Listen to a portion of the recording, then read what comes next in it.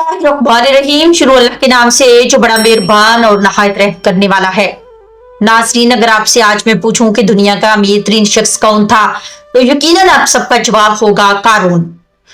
भला वो क्यों ना हो, इसके खजानों की कुंजियां ही इतनी भारी थी कि ताकतवर मर्दों की एक जमात उन्हें उठाने से कासर थी, तो फिर इसके खजानों का कौन शुमार कर सकता है।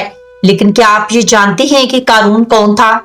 इसने ये बेशुमार दौलत कैसे और कहां से जमा की, और इसके पास ऐसा कौन सा इल्म था जिससे वो दुनिया का सबसे अमीर शख्स बन गया। और इससे भी अहम बात यह है कि इसकी मौत के बाद ये सारा खजाना कहाँ चला गया, और क्या वाकई ही अब तक इस खजाने तक पहुंचने का सुराग मिल सका है। ये तमाम तर अजीबो गरीब मालूमात आज की इस वीडियो में हम आपको बताएंगे। लिहाजा आपसे हमारी ये गुजारिश है कि हमारी इस वीडियो को एंड तक जरूर देखिएगा और हमारे चैनल को सब्सक्राइब करना बिल्कुल नहीं भूलिएगा। सबसे पहले बात करते हैं कि कारून कौन था। कारून बनी इसराइल से ताल्लुक रखता था और खास तौर पर हजरत मूसा अलैहिस्सलाम की कौम में से था। जैसा कि अल्लाह ताला का फरमान है कि बेशक कारून मूसा अलैहिस्सलाम की कौम में से था। फिर इसने उन पर सरकशी की। कुरानी हवाला जात में आता है सूरत अल किसस कि वो हजरत मूसा का चचाजाद भाई था। दोनों का नसब इनके बाप और माँ की तरफ से मिलता है। बाज़ उलमा के मुताबिक कारून अपनी जिंदगी के इब्तदाई हिस्से में हजरत मूसा का पैरोकार था और वो बहुत ज्यादा इबादत गुजार था। यहाँ तक कि कुछ रवायात के मुताबिक इसने बनी इसराइल में से किसी और के मुकाबले में इबादत का ऐसा दर्जा हासिल कर लिया था जो किसी और को नसीब ना हुआ। ये भी कहा गया है कि वो 40 साल तक एक पहाड़ पर अल्लाह की इबादत के लिए गोशे नशीन रहा। इसे इसके इल्म में तौरात की खूबसूरत तलावत की वजह से अल मुनव्वर यानी नूर वाला कहा जाता था। अगरचे बाज़ उलमा ने रवायात को मुस्तरद किया है और इनकी तस्दीक के लिए कोई सही दलील नहीं मिलती। ये भी कहा जाता है कि इब्लीस ने कारून को बहकाने की कोशिश की, लेकिन वो कामयाब ना हो सका। फिर इब्लीस खुद एक मर्द की सूरत में इसके पास आया और इसके साथ इबादत करने लगा। इब्लीस ने इबादत में इससे भी बढ़कर मुकाम हासिल कर लिया, जिससे कारून को इब्लीस के सामने बहुत ज्यादा आजिज़ी महसूस होने लगी। तब इब्लीस ने आहिस्ता आहिस्ता कारून को अपनी तरफ माइल करना शुरू कर दिया और इसने कारून से कहा कि हम लोगों के साथ ना तो जमात की नमाज पढ़ते हैं और ना ही किसी जनाजे में शामिल होते हैं। मेरी राय है कि हमें भी इनके साथ शरीक होना चाहिए, क्योंकि ये भी एक इबादत है। कारून ने इसकी बात मान ली। जब कारून ने ऐसा किया और बनी इसराइल को इसकी इबादत का इल्म हुआ, तो वो इसकी इबादत के अय्याम में इसके लिए खाना लाने लगे। इस पर इब्लीस ने कारून से कहा कि हम लोगों पर बोझ बन गए हैं, मेरी राय है कि हम एक दिन कमाई करें और बाकी हफ्ते इबादत करें। फिर इब्लीस ने कारून को मजीद बहकाया और कहा, हम ना तो किसी पर सदका करते हैं और ना ही किसी की मदद करते हैं। मेरी राय है कि हम एक दिन काम करें और एक दिन इबादत करें। जब कारून इस मुकाम पर पहुंच गया तो शैतान ने इस पर काबू पा लिया और इसे छोड़कर चला गया। इसी मुकाम पर कारून के लिए दुनिया खोल दी गई और वो अपनी सबका इबादत और ज़हदो तकवा को भूलकर दुनिया और माल जमा करने में मशगूल हो गया। यहाँ तक कि इसने ऐसी दौलत इकट्ठी कर ली जिसकी मिसाल पूरी तारीख में नहीं मिलती। अब बात करते हैं कि कारून ने ये दौलत कैसे हासिल की। हकीकत यह है कि मुहक्किकीन इस तरीके की तस्दीक नहीं कर सके कि कारून ने अपनी दौलत कैसे जमा की। ताहम इस बारे में कई रवायात मशहूर हैं। पहली रवायत के मुताबिक वो तजारत का काम करता था, जिसमें वो बहुत ज़हीन और माहिर था। इस जरिए इसने ये बेपनाह दौलत इकट्ठी की। दूसरी रवायत ये है कि कारून को कीमिया का इल्म हासिल था, जो एक चीज को दूसरी चीज में तब्दील करने का इल्म कहा जाता है, कि वो खालिस कीमियाई अमल से मट्टी को सोना बना लेता था, जिसकी वजह से इसने बेशुमार माल दौलत जमा कर लिया और वो दुनिया का सबसे अमीर तरीन आदमी बन गया। तीसरी रवायत यह है कि इसको इसमें आजम का इल्म था, जिसके जरिए अगर कोई सवाल करे तो इसे अता कर दिया जाता है और अगर कोई पुकारे तो इसकी पुकार कबूल हो जाती है। इसने अल्लाह से माल का रिज्क मांगा तो अल्लाह ने इसे कबूल कर लिया और वो दुनिया का अमीर तरीन शख्स बन गया। ताहम एक और राय जो उलमा में सबसे ज्यादा मशहूर है वो ये है कि कारून कानों और गारों से सोना निकालने का काम करता था। वो अपने जमाने में वाहिद शख्स था जिसे पत्थरों से सोना निकाल लिया और फिर उसे सलाखों में तब्दील करने का तरीका मालूम था। इस तरह वो अपने जमाने में सोने की पैदावारी और तब्दीली का वाहिद जरिया था। کہا جاتا ہے کہ فرعون کے پاس موجود سونے کی سب سے بڑی وجہ قارون تھا۔ اسی طرح قارون بہت ہی کم عرصے میں اپنے زمانے کا امیر ترین شخص بن گیا۔ فرعون اسے اپنے دربار میں اپنی قوم کے دوسرے لوگوں کے مقابلے میں اس کی بے پناہ دولت کی وجہ سے زیادہ اہمیت دیتا تھا۔ یہیں سے قارون نے اپنے مال، اپنی ذات اور اپنے اقتدار پر بہت زیادہ غرور کرنا شروع کر دیا۔ وہ لوگوں پر اپنی دولت کا فخر کرنے لگا اور اللہ کے فضل کو بھول گیا۔ وہ بہترین لباس پہنتا، اپنے کپڑے سونے سے بنواتا اور تکبر کی وجہ سے اپنی قمیض کو 1 یا 2 بالشت لمبا رکھتا تھا۔ اسی وجہ سے ہمارے پیارے آقا حضرت محمد صلی اللہ علیہ وآلہ وسلم نے ہمیں لباس چھوٹا رکھنے کا حکم دیا ہے، کیونکہ یہ تکبر کی علامت ہے۔ یہ جہالت کی بھی ایک عادت تھی، جہاں کافر اپنے لباس کو زمین سے 1 بالشت لمبا رکھتے تھے تاکہ وہ اپنے آپ میں امیر ترین اور سب سے زیادہ قدور نظر آئیں۔ قارون کا پلنگ اور اس کی کرسی بھی سونے کی تھی، یہاں تک اس کے محل کے دروازے بھی سونے کے تھے۔ اس کے پاس سونے کے عظیم خزانے تھے، یہاں تک کہ اس کے خزانوں کی کنجیاں اٹھانے کے لیے 40 طاقتور مردوں کی ایک جماعت مقرر تھی۔ جب اس کے خزانوں کی کنجیوں کا یہ حال تھا تو خود ان خزانوں کا کیا حال ہوگا؟ اللہ تعالیٰ کا فرمان ہے، اور ہم نے اسے اتنے خزانے دیے تھے کہ ان کی کنجیاں طاقتور مردوں کی جماعت کو بھاری لگتی تھی۔ قرآنی حوالہ سورۃ القصص۔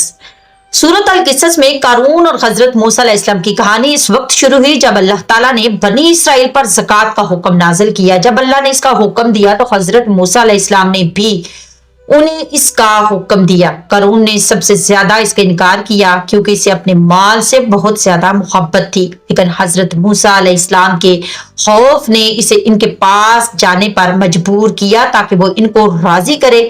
حضرت موسیٰ علیہ السلام نے اسے حکم دیا کہ وہ ہر 1000 دینار میں سے 1 دینار اور ہر 1000 بکریوں میں سے 1 بکری زکوٰۃ میں دے۔ قارون پہلے اس بات پر راضی ہو گیا، لیکن وہ اس سے ناخوش تھا۔ جب قارون اپنے گھر واپس آیا تو اس نے محسوس کیا کہ یہ تو بہت زیادہ ہے، اور اس کا نفس اپنا کچھ بھی مال نکالنے پر تیار نہیں ہوا۔ لہٰذا قارون نے ان لوگوں سے رابطہ کیا جو اس کے ساتھ بیٹھنے کے عادی تھے، اور ان سے کہا، موسیٰ نے تم لوگوں کو بہت سے کاموں کا حکم دیا ہے، اگر تم نے ان کی اطاعت کی ہے، اب وہ تمہارا مال لینا چاہتا ہے تو ہمیں اس کے ساتھ کیا کرنا چاہیے؟ لوگوں نے کہا، آپ ہمارے بڑے ہیں اور ہم آپ کے حکم کے تابع ہیں، آپ جو چاہیں ہمیں بتائیں، ہم آپ کے ساتھ ہیں۔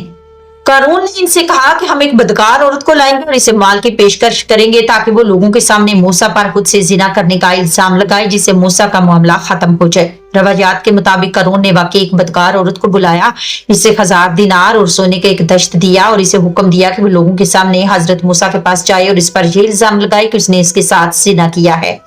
جب اگلا دن آیا، قارون حضرت موسیٰ علیہ السلام کے پاس گیا اور ان سے کہا کہ لوگ باہر آپ کا انتظار کر رہے ہیں تاکہ آپ انہیں نصیحت کریں۔ جب حضرت موسیٰ علیہ السلام باہر آئے اور لوگوں سے گفتگو شروع کی تو انہوں نے کہا کہ جو شخص شادی شدہ نہ ہو اور زنا کرے تو ہم اسے 100 کوڑے ماریں گے، اور جو شادی شدہ ہو اور زنا کرے تو ہم اسے سنسار کر دیں گے یہاں تک کہ وہ مر جائے۔ قارون نے ان سے کہا، یہاں تک کہ اگر آپ خود بھی ہوں؟ تو حضرت موسیٰ علیہ السلام نے جواب دیا، ہاں، یہاں تک کہ اگر میں خود بھی ہوں۔ تو قارون نے کہا، لوگ یہ دعویٰ کرتے ہیں کہ آپ نے ایک عورت کے ساتھ زنا کیا ہے۔ حضرت موسیٰ علیہ السلام نے کہا، اس عورت کو بلاؤ جو یہ دعویٰ کرتی ہے۔ پھر حضرت موسیٰ علیہ السلام گئے اور اللہ کے لیے 2 رکعت نماز ادا کی۔ جب وہ عورت لائی گئی تو حضرت موسیٰ علیہ السلام نے اس سے کہا کہ اس اللہ کی قسم جس نے سمندر کو 2 حصوں میں تقسیم کیا اور تورات کو نازل کیا، سچ بولو۔ اس عورت نے سچ بول دیا اور جو کچھ ہوا تھا وہ سب کچھ بتا دیا۔ اس نے اپنے کیے پر توبہ کی اور اللہ سے معافی طلب کی۔ اس سے قارون کا غصہ اور حضرت موسیٰ علیہ السلام سے اس کی نفرت اور بھی بڑھ گئی۔ یہی سے قارون نے حضرت موسیٰ علیہ السلام سے عداوت شروع کر دی اور ان کی دعوت کی مخالفت اور انہیں جھٹلانا شروع کر دیا۔ اللہ تعالیٰ کا فرمان ہے، اور ہم نے موسیٰ کو اپنی نشانیاں اور واضح دلیلیں دے کر فرعون، حامان اور قارون کی طرف بھیجا تو انہوں نے کہا، یہ جادوگر ہے، یہ جھوٹا ہے۔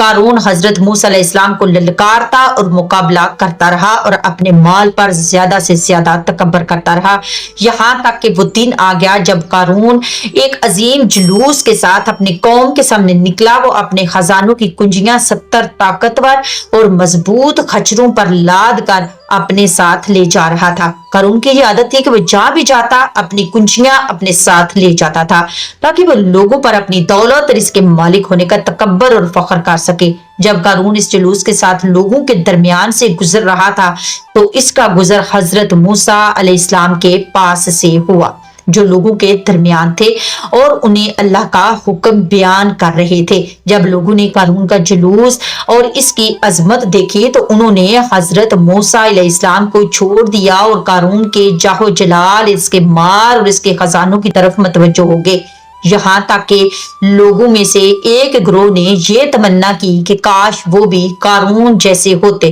انہوں نے کہا کاش ہمیں بھی وہی کچھ ملتا جو قارون کو دیا گیا ہے، بے شک وہ بڑا نصیب والا ہے۔ اس پر حضرت موسیٰ علیہ السلام کو غصہ آیا اور انہوں نے انہیں نصیحت کی اور بتایا کہ اللہ کا ثواب ان کے لیے بہتر اور باقی رہنے والا ہے، ان لوگوں کے لیے جو ایمان لائے اور تقوی اختیار کیا۔ پھر حضرت موسیٰ علیہ السلام قارون کے پاس گئے اور اس سے نصیحت کی کہ وہ اللہ کے دیے ہوئے مال میں تقوی اختیار کرے اور اس پر تکبر اور فخر نہ کرے، لیکن قارون نے اپنے اقتدار پر اور بھی غرور کیا اور موسیٰ علیہ السلام سے کہا یہ سب مجھے اپنے علم کی وجہ سے ملا ہے، یعنی اے موسیٰ یہ مال مجھے اپنی ذہانت کی وجہ سے ملا ہے اور اس میں کسی کا کوئی فضل نہیں ہے، اور اگر تم نے اپنی نبوت کی وجہ سے لوگوں پر فضیلت حاصل کی ہے تو میں نے مال کی وجہ سے تم پر اور تمام لوگوں پر فضیلت حاصل کر لی ہے۔ میں تمہیں چیلنج کرتا ہوں کہ اے موسیٰ اگر تم واقعی ہی نبی ہو جیسا کہ تم دعویٰ کرتے ہو کہ میں تمہارے خلاف لوگوں کے سامنے بد دعا کروں گا اور تم میرے خلاف بد دعا کرو، پھر ہم دیکھیں گے کہ ہم میں سے کون زیادہ حق پر ہے۔ حضرت موسیٰ علیہ السلام نے اسے پوچھا کہ تم بد دعا کرو گے یا میں کروں؟ اس نے کہا میں بد دعا کروں گا۔ تو قارون نے بد دعا کی، لیکن اللہ نے حضرت موسیٰ علیہ السلام کے حق میں اس کی دعا قبول نہ کی۔ پھر حضرت موسیٰ علیہ السلام نے کہا اب میں بد دعا کروں؟ تو اس نے کہا ہاں۔ حضرت موسیٰ علیہ السلام نے کہا اے اللہ زمین کو حکم دے کہ وہ آج میری اطاعت کرے۔ اللہ نے حضرت موسیٰ علیہ السلام پر وحی کی کہ میں نے ایسا ہی کر دیا ہے۔ حضرت موسیٰ علیہ السلام نے کہا اے زمین انہیں اپنے اندر لے لو۔ زمین نے انہیں ان کے پاؤں تک اپنے اندر لے لیا۔ پھر انہوں نے کہا انہیں لے لو، تو زمین نے انہیں ان کے گھٹنوں تک اپنے اندر لے لیا، پھر ان کے کندھوں تک۔ پھر انہوں نے اپنے ہاتھ سے اشارہ کیا اور کہا ان کے خزانوں اور اموال کو میرے پاس لاؤ، تو زمین نے ان سب کو باہر نکال دیا، یہاں تک کہ لوگوں نے انہیں دیکھا۔ پھر حضرت موسیٰ علیہ السلام نے ہاتھ سے اشارہ کیا اور کہا اے لاوا کے بیٹے جاؤ۔ تو اس طرح قارون پورا اپنے خزانے کے ساتھ زمین میں غرق ہو گیا۔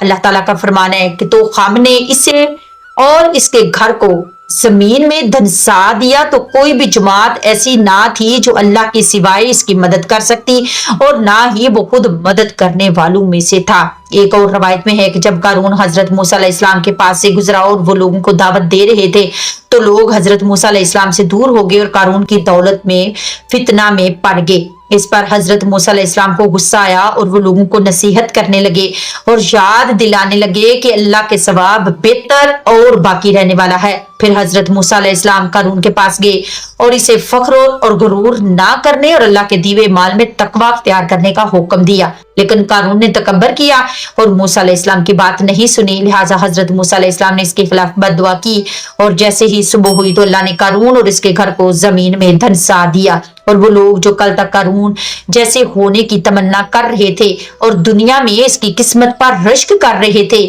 کہنے لگے جیسا کہ اللہ نے قرآن مجید میں فرمایا ہے افسوس اللہ اپنے بندوں میں سے جس کے لیے چاہتا ہے رزق کھلا کر دیتا ہے اور جس کے لیے چاہتا ہے تنگ کر دیتا ہے۔ اگر اللہ ہم پر احسان نہ کرتا تو ہمیں بھی دھنسا دیتا، افسوس کافر کبھی کامیاب نہ ہوتے۔ اس طرح قارون آنے والی امتوں کے لیے ایک عبرت اور نصیحت بن گیا۔ اب بات کرتے ہیں کہ آج قارون کا خزانہ کہاں ہے اور قارون کے خزانوں کا کیا ہوا، وہ کہاں چلے گئے اور ان کا کیا ہوا۔ दिक्कत ये है कि कारून के खजानों के मुकाम के बारे में बहुत सी रवायात मौजूद हैं। ये कहा जाता है कि कारून का महल, जो कि मिस्र के जनूब मगरब में फयूम सूबे में बहरे कारून के करीब वाक़या है, वही महल है जिसका जिक्र कुरान में है। और ये भी कि इस महल के करीब मौजूद झील इस महल की हदूद में थी और वहां 3000 कमरे थे जो जमीन के ऊपर और नीचे थे। कहा जाता है कि जो भी इस महल में दाखिल होता वो रास्ता भटक जाता और शायद सदमे से दो चार होता और फिर अपना होशो हवास खोकर बाहर निकलता। रवायात के मुताबिक ये मालूमात एक तवील अरसे तक आम रही, यहाँ तक कि आसार कदीमा के माहिरीन ने यह साबित कर दिया कि ये तमाम मालूमात गैर हकीकी हैं और इस मशहूर महल का कुरान में मज़कूर कारून के महल से कोई ताल्लुक नहीं है। और ये कि मिस्रियों ने इस कारून का महल इसलिए कहा क्योंकि ये बहरे कारून के करीब वाक़या था, जिसका नाम इसकी कसरत से हिल्दियों और खलीजियों की वजह से रखा गया था। और इसे इब्तिदा में बहरल कारून कहा जाता था, जो बाद में बदलकर बहरा कारून हो गया। ये भी पता चला कि इन मालूमात को यहूदियों ने फैलाया था जब वो मिस्र में मौजूद थे। उन्होंने अफवाह फैलाई कि ये महल कुरान में मज़कूर कारून का है और तौरात में मज़कूर कोरा का है। तौरात के मुताबिक कोरा लावे बिन यकूब की नस्ल में से था, जिसकी नबी हजरत मूसा अलैहिस्सलाम और हारून अलैहिस्सलाम के खिलाफ बगावत की क़ियादत की थी। अल्लाह ने इसे जमीन को फाड़ कर कोरा और इसकी जमात और इनके घरों को निगल कर सजा दी। उलमा ने यह भी तस्दीक की कि ये इमारत जिसे कारून का महल कहा जाता है वो एक कदीम मंदिर है और इसका कारून और इसके महल से कोई ताल्लुक नहीं है। इस तरह इसका भी कोई सबूत नहीं है कि ये मौजूद बहरे कारून वही जगह थी जहां कारून रहता था। इन तमाम बातों के बावजूद बहुत से लोगों ने इन गर्क शुदा खजानों को तलाश करने की उम्मीद में झील की गहराइयों में गोता लगाया, लेकिन अब तक कोई चीज नहीं मिली। जबकि कुछ लोगों का ख्याल है कि कारून का महल इराक के इलाके नैनवा में वाक़या था। उन्होंने कारून को कदीम नैनवा के बादशाहों में से एक अपोलो से जोड़ा, जिसके पास जमीन के नीचे खजानों में महफूज है बेपनाह दौलत थी। लेकिन ये मंतकी नहीं है क्योंकि कारून ने मिस्र की सरजमीन पर था, इराक में नहीं। इस तरह हम देखते हैं कि कारून के खजानों के मुकाम के बारे में बहुत सी कियास आराइयां और रवायात मौजूद हैं और हर दौर में ऐसे लोग सामने आते हैं जो ये दावा करते हैं कि वो इन खजानों का मुकाम जानते हैं। लेकिन हकीकत ये है कि ये तारीख इस सबसे बड़े राजों में से एक है जो अब तक बेनकाब नहीं हुआ और शायद कभी भी बेनकाब ना हो। यहाँ तक कि ये दुनिया के अमीर शख्स की कहानी और इसके खजाने हमेशा के लिए एक राज ही बनकर रहेंगे। अल्लाह ताला ने इसका जिक्र कुरान मजीद में हमारे लिए एक इबरत, एक निशानी और एक नसीहत के तौर पर किया है। कुरान हमेशा माजी की उम्मतों की कहानियां इज्तमाई या इफरादन बयान करता है ताकि बाज लोगों की झूठी बातों को रद्द किया जा सके या इन लोगों के लिए एक इबरत बन सके जो नबी सल्लल्लाहु अलैहि वसल्लम की दावत का इनकार करते हैं और झुटलाते हैं। नाज़रीन, उम्मीद करती हूँ आपको आज की ये वीडियो जरूर पसंद आई होगी। अगर आप चैनल पर नए हैं तो चैनल को सब्सक्राइब करना बिल्कुल नहीं भूलिएगा। बेल आइकन को जरूर दबाइएगा ताकि आपको हर नई आने वाली वीडियो का नोटिफिकेशन बर वक्त मिल सके। इंशाल्लाह मिलते हैं एक नेक्स्ट वीडियो में, तब तक के लिए इजाजत दीजिए। अल्लाह हाफिज, फी अमानिल्लाह।